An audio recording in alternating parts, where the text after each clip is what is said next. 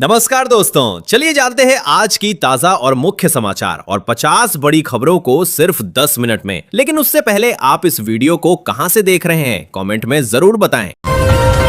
उत्तर प्रदेश के सीतापुर से रसोई गैस को लेकर परेशानी की खबर सामने आई है। यहां कई उपभोक्ताओं को गैस सिलेंडर पाने के लिए लंबी लाइन में लगना पड़ रहा है। बताया जा रहा है कि बुकिंग कराने के बावजूद कई लोगों को समय पर सिलेंडर नहीं मिल पा रहा, जबकि कुछ उपभोक्ताओं की बुकिंग ही नहीं हो पा रही है। इस वजह से इलाके में गैस की किल्लत जैसी स्थिति बन गई है और लोगों को रोजमर्रा के कामकाज में काफी दिक्कतों का सामना करना पड़ रहा है। उत्तर प्रदेश के आगरा में आयोजित एक बैठक में मुख्यमंत्री योगी आदित्यनाथ ने कई मुद्दों पर खुलकर अपनी बात रखी। उन्होंने बीफ निर्यात को लेकर फैलाए जा रहे दावों को भ्रम बताया और कहा कि सरकार गायों की सुरक्षा को लेकर पूरी तरह गंभीर है। मुख्यमंत्री ने साफ कहा कि गाय पर एक खरोंच भी बर्दाश्त नहीं की जाएगी। इस दौरान उन्होंने प्रदेश में विकास कार्यों, शिक्षा, स्वास्थ्य और इंफ्रास्ट्रक्चर में हो रही प्रगति का भी जिक्र किया और कहा कि राज्य लगातार आगे बढ़ रहा है। पश्चिम बंगाल को लेकर रेलवे और राज्य सरकार के बीच बयानबाजी तेज हो गई है। अश्विनी वैष्णव ने आरोप लगाया है कि राज्य में कई बड़ी रेल परियोजनाएं अटकी हुई हैं। उनका कहना है कि ममता बनर्जी सरकार के कारण हजारों करोड़ रुपए की रेलवे परियोजनाओं का काम आगे नहीं बढ़ पा रहा है। रेल मंत्री के मुताबिक इन परियोजनाओं के पूरा होने से राज्य में कनेक्टिविटी और विकास को बड़ा फायदा मिल सकता है, लेकिन फिलहाल कई योजनाएं लंबित पड़ी हुई हैं। असम से नागरिकता से जुड़ी एक अहम खबर सामने आई है। असम के कछार जिले में रहने वाली दीपाली दास को अब भारतीय नागरिकता मिल गई है। उन्हें सिटीजनशिप अमेंडमेंट एक्ट के तहत नागरिकता दी गई है। जानकारी के मुताबिक साल 2019 में उन्हें अवैध प्रवासी घोषित किया गया था और करीब 2 साल तक हिरासत में भी रहना पड़ा। अब नागरिकता मिलने के बाद उनका कानूनी दर्जा स्पष्ट हो गया है और वे आधिकारिक तौर पर भारत की नागरिक बन गई हैं।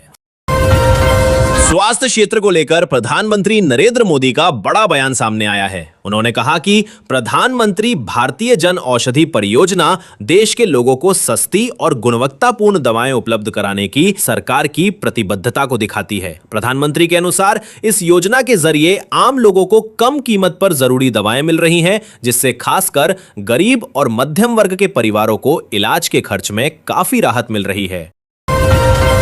पश्चिम एशिया में बढ़ते तनाव का असर अब आम लोगों की जेब पर भी दिखने लगा है। ईरान और इजराइल के बीच हालात बिगड़ने के बाद कई जगह रसोई गैस की कीमतों में बढ़ोतरी देखने को मिल रही है। फिरोजाबाद में घरेलू एलपीजी सिलेंडर करीब 60 रुपए महंगा हो गया है और अब इसकी कीमत लगभग 934 रुपए तक पहुंच गई है। इसके साथ ही गैस बुकिंग के नियम में भी बदलाव किया गया है, जिसके तहत अब 21 दिन से पहले सिलेंडर बुक नहीं किया जा सकेगा। माना जा रहा है कि इससे आम उपभोक्ताओं को थोड़ी परेशानी का सामना करना पड़ सकता है। पंजाब में मुख्यमंत्री भगवंत मान की अगुवाई में हुई कैबिनेट बैठक में कई बड़े फैसलों पर मुहर लगी है। सरकार ने नई औद्योगिक और व्यापार विकास नीति 2026 को मंजूरी दी है। साथ ही जेल सुधार से जुड़े बिल को भी स्वीकृति दी गई है। इसके अलावा श्री आनंदपुर साहिब में गुरु तेग बहादुर के नाम पर एक विश्व स्तरीय विश्वविद्यालय स्थापित करने की योजना को भी हरी झंडी दी गई है। कैबिनेट ने 1158 सहायक प्रोफेसर और लाइब्रेरियन की भर्ती, खिलाड़ियों के लिए आरक्षण नीति और मेडिसिटी पॉलिसी में संशोधन जैसे अहम प्रस्तावों को भी मंजूरी दी है।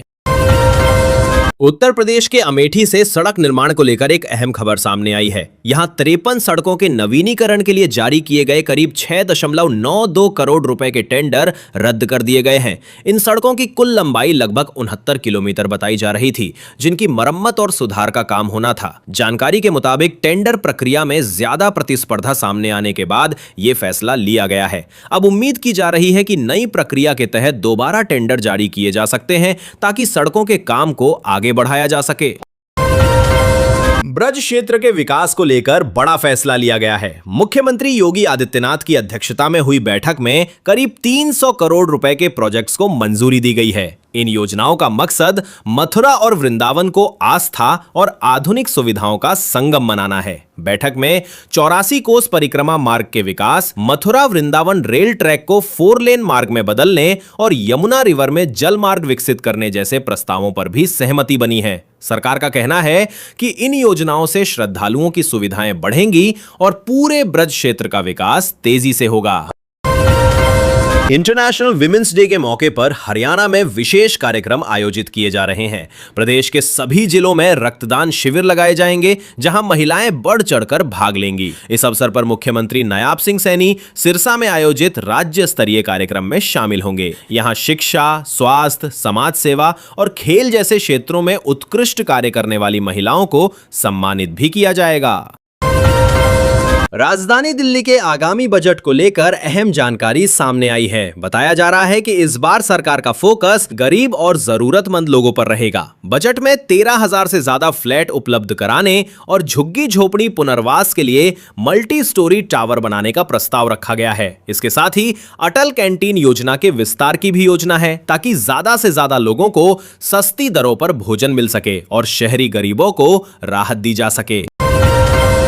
राजधानी दिल्ली में मेट्रो यात्रियों के लिए बड़ी सुविधा शुरू होने जा रही है। दिल्ली मेट्रो रेल कॉरपोरेशन की पिंक लाइन और मैजेंटा लाइन के नए कॉरिडोर रविवार से आम यात्रियों के लिए खोल दिए जाएंगे। इनका उद्घाटन नरेंद्र मोदी करेंगे। इसके तहत पिंक लाइन पर मजलिस पार्क से मौजपुर बाबरपुर और मैजेंटा लाइन पर दीपाली चौक से मजलिस पार्क तक का नया रूट शुरू होगा, जिससे यात्रियों को आवागमन में काफी सुविधा मिलेगी और यात्रा का समय भी कम होगा।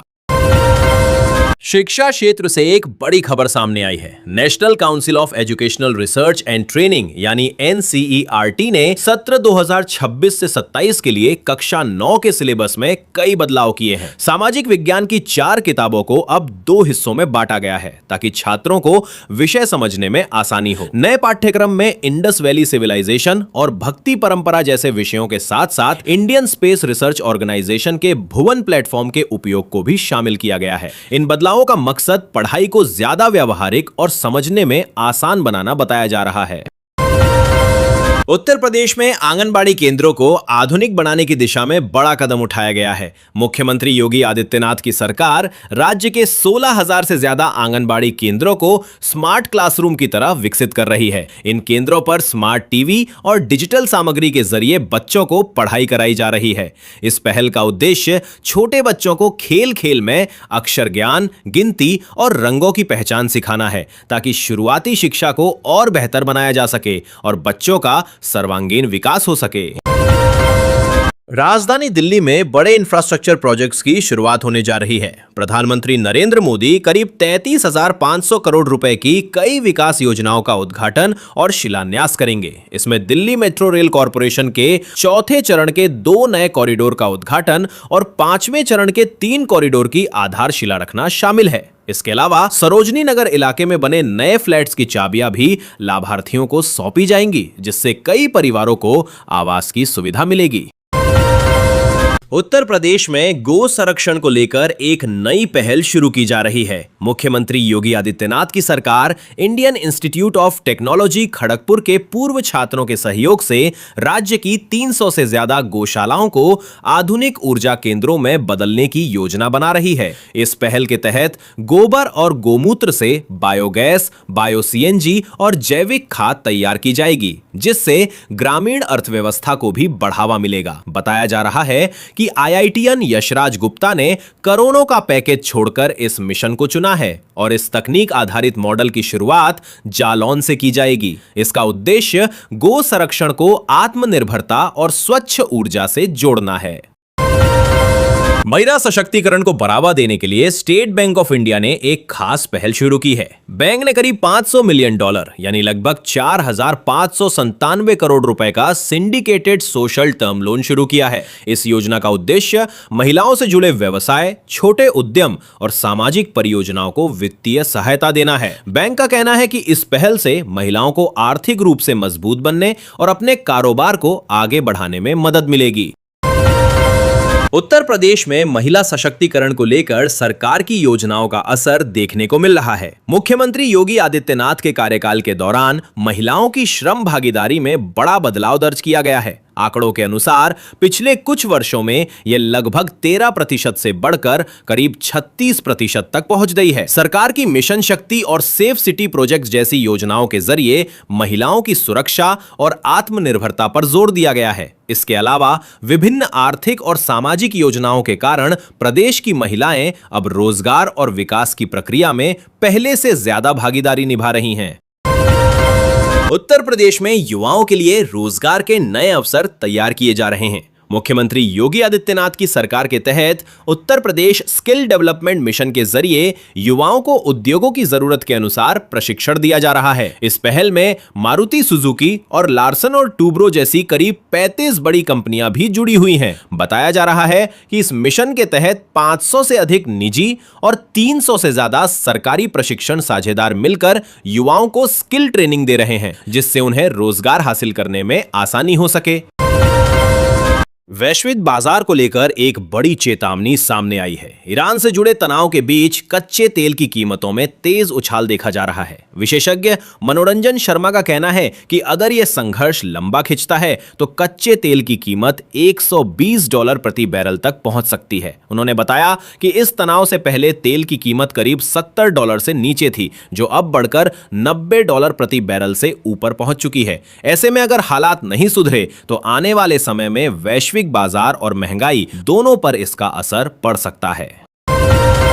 राजधानी दिल्ली से प्रेरणादायक खबर सामने आई है। यहां झुग्गी बस्तियों में रहने वाली कई बेटियां अब उच्च शिक्षा में बड़ी उपलब्धि हासिल कर रही हैं। आर्थिक चुनौतियों के बावजूद मधु और सुरभि जैसी छात्राओं को सामाजिक संस्था आशा फाउंडेशन के सहयोग से ऑस्ट्रेलिया के प्रतिष्ठित विश्वविद्यालयों में मास्टर्स की पढ़ाई के लिए चयनित किया गया है। उनकी यह उपलब्धि दिखाती है कि सही मार्गदर्शन और मेहनत के दम पर सीमित संसाधनों के बावजूद भी बड़े सपने पूरे किए जा सकते हैं।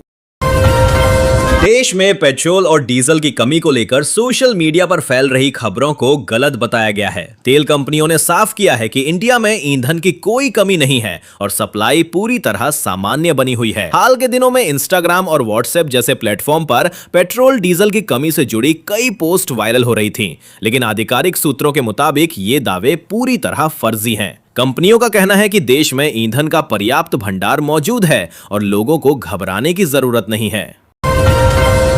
ऊर्जा बाजार से जुड़ी एक अहम खबर सामने आई है। यूनाइटेड स्टेट्स की ओर से मिली छूट के बाद अब भारतीय कंपनियां रशिया से बड़ी मात्रा में कच्चा तेल खरीदने की तैयारी कर रही हैं। जानकारी के मुताबिक एशियाई समुद्र में मौजूद लाखों बैरल रूसी तेल को खरीदने पर विचार किया जा रहा है। हालांकि भारतीय रिफाइनरी कंपनियां पहले इस मामले में कानूनी सलाह ले रही हैं, ताकि यह साफ हो सके कि दी गई छूट प्रतिबंधित कंपनियों से तेल खरीदने की अनुमति भी देती है या नहीं। इसके बाद ही अंतिम फैसला लिया जाएगा।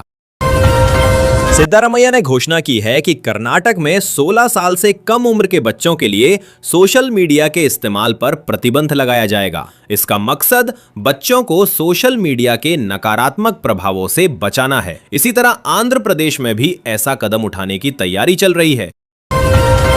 Central board of secondary education ने पश्चिम एशिया के कई देशों में 9, 10 और 11 मार्च 2026 को होने वाली 12वीं की परीक्षाएं फिलहाल टाल दी हैं। ये फैसला छात्रों की सुरक्षा और मौजूदा हालात को देखते हुए लिया गया है। ये निर्णय Bahrain, Iran, Kuwait, Oman, Qatar, Saudi Arabia और यूनाइटेड अरब एमिरेट्स में लागू होगा। नई परीक्षा तिथियों की घोषणा बाद में की जाएगी।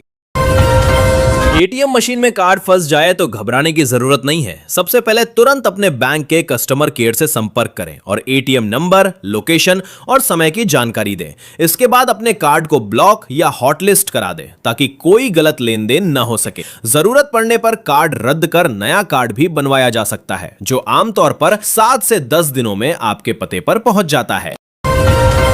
सीतामढ़ी में मिड डे मील योजना में गड़बड़ी का मामला सामने आया है। जांच में पाया गया कि प्रधानाध्यापक ने फर्जी उपस्थिति दर्ज कर योजना की अतिरिक्त राशि निकाल ली। इस पर जिला शिक्षा पदाधिकारी ने हेडमास्टर पर 1,21,962 रुपए का आर्थिक जुर्माना लगाया है। आदेश दिया गया है कि 7 दिनों के भीतर राशि जमा की जाए, अन्यथा यह रकम वेतन से वसूल की जाएगी।